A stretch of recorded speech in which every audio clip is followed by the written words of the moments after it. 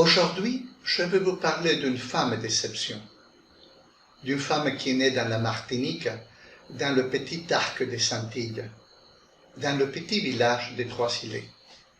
Là-bas, sa famille avait une plantation de canne de sucre et plus ou moins 200 esclaves. Un jour, à la petite, une vieille esclave qui fumait la pipe, lui a prédit qu'elle serait plus que reine et qu'elle vivrait toujours sous une bonne étoile. Je vous parle de Marie-Rose Joseph Tarcher de la Pacherie, plus connue sous le prénom de Joséphine. À 16 ans, elle est envoyée à Paris pour épouser le jeune vicomte Alexandre de Beauharnais, de 18 ans.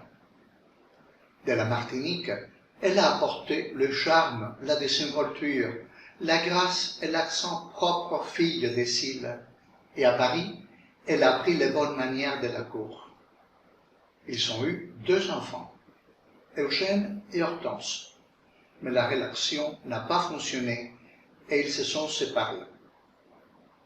Lorsque la Révolution française est arrivée, le vicomte s'est impliqué dans la politique et a été rapidement arrêté avec sa femme pour être guillotiné. Par intervention divine, elle échappa à la mort. Une fois la terreur du début de la Révolution terminée, une période connue sous le nom des Directoires a été établie. Rose devient bientôt l'amante d'une des plus hautes figures du Directoire, Paul Barras. À Paris, elle se distingue par ses belles manières, sa beauté discrète et son élégance affinée. C'est elle qui impose la mode. On l'appelle l'incomparable. À cette époque, elle connaît intimement tous les hommes puissants existants dans ce Paris révolutionnaire. Une après-midi, Rose a rencontré Napoléon. C'était un jeune officier de 23 ans qui poursuivait une carrière dans l'armée de la Nouvelle République. Il avait 6 ans de moins que Rose. Elle l'a séduit, et 3 semaines plus tard, ils vivaient déjà ensemble. C'est Napoléon qui a décidé de l'appeler par son 3e nom, Joseph, qu'il a transformé en Joséphine. Il connaissait son passé tumultueux, elle voulait l'appeler comme aucun de ses amants ne l'avait appelé avant lui. Bientôt la République a fait général le jeune Bonaparte. Il était facile de monter en grade en ces temps troubles. Ils se sont mariés et le lendemain de leur mariage, Napoléon fut envoyé faire la guerre sur le front italien. Alors qu'il était rempli d'honneur là-bas en Italie, elle à Paris était remplie de dettes et vivait ouvertement avec un autre officier. Napoléon l'a forcée à venir en Italie où elle a rencontré la famille de son mari. Tout le Bonaparte la détestait. Les 3 sœurs de Napoléon l'appelaient la vieille. Elle accusait constamment des infidélités qu'elle faisait à son mari. Il vaut mieux ne pas parler de la mère de Napoléon, Laetitia, Madame Mère, comme elle s'est fait appeler plus tard. Elle l'a détestée. Puis le consulat est venu, et plus tard Napoléon était couronné empereur. De Rome, il a amené le pape Pie VII, que personne ne doute que Joséphine est une femme très intelligente. Pour assurer sa position face à la possibilité d'avoir un enfant du sexe masculin pour donner descendance à Napoléon, à la veille du couronnement, elle s'est présentée dans les chambres de Pie VII presque à minuit pour avouer qu'elle et Napoléon n'avaient jamais été mariés par l'Église, seulement par la voie civile, comme l'a décrété la Révolution. Le pape s'est exclamé: sans mariage religieux, il n'y aura pas de couronnement. À cette heure tardive de la nuit, une cérémonie s'est célébrée dans la chapelle du palais des Tuileries, à Paris. Le couronnement a réconcilié le nouvel empire avec l'ancien régime de Louis. le mariage à Notre-Dame était fastueux. La traîne portée par l'impératrice pesait presque 50 kilos et était portée par 5 damoiselles d'honneur. 3 d'elles étaient les sœurs de Napoléon. Au moment de monter sur la plateforme qui avait été installée pour l'occasion, elles ont relâché la traîne et Joséphine est presque tombée au sol. Napoléon parvient à la soutenir et au milieu de la cérémonie, il réprimande ses sœurs de haut de sa voix en langue corse. Napoléon s'est couronné lui-même.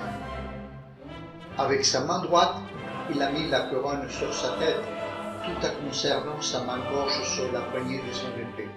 En cas de doute. Pie VII ne pouvait que venir là.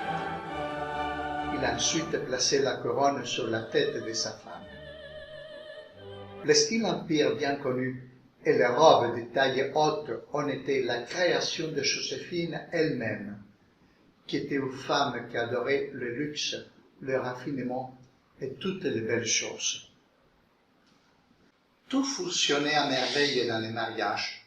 Ils s'aimaient d'un amour tendre et se soutenaient, malgré les nombreuses trahisons conjugales de tous les deux. Mais l'empereur avait désespérément besoin d'un héritier mâle. Pendant ce temps, le frère cadet de Napoléon, lui, avait épousé Hortense, la fille de Joséphine, et ils ont eu un enfant. Le couple impérial avait l'intention d'adopter le petit et d'en faire l'héritier. Mais le destin a décidé autre chose. Le garçon est décédé à l'âge de 5 ans. Compte tenu de l'impossibilité de lui donner un héritier, après 13 ans de mariage, et pour des raisons d'État, la dissolution du mariage a été proclamée. Rome l'a confirmée.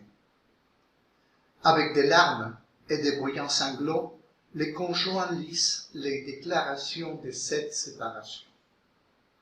Après, Napoléon a épousé l'archiduchesse Marie-Louise d'Habsbourg-Lorraine, petite nièce de Marie-Antoinette, que les Français avaient guillotinée quelques années auparavant.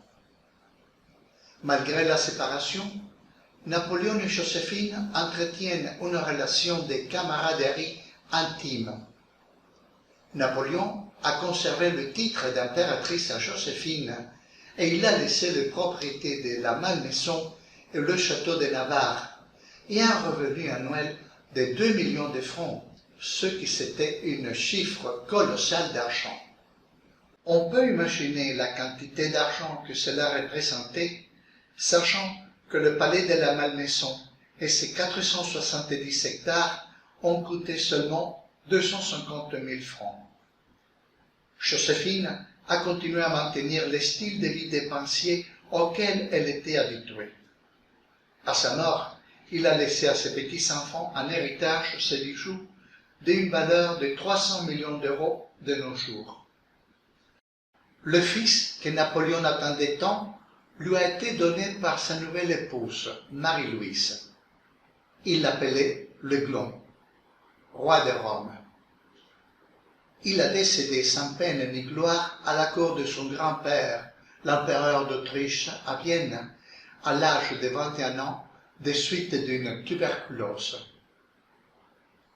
Avec la séparation de Joséphine, Napoléon a perdu sa bonne étoile et sa première défaite est arrivée. Les vainqueurs l'ont envoyé sur l'île d'Elbe face à l'Italie. Là, il a pris connaissance de la mort de Joséphine à la suite d'une rhume. L'histoire a vengé à Joséphine. C'est lui Napoléon, le fils de Hortense et de Louis, le frère cadet de Napoléon, qui plus tard a régné en France pendant le XIIe Empire sous le nom de Napoléon III. Aujourd'hui, la descendance de Joséphine règne en Suède, Danemark, Norvège, Belgique et Liechtenstein. Si mon émission vous a plu, je vous prierai de bien vouloir vous abonner et de faire clic sur la petite cloche. Merci.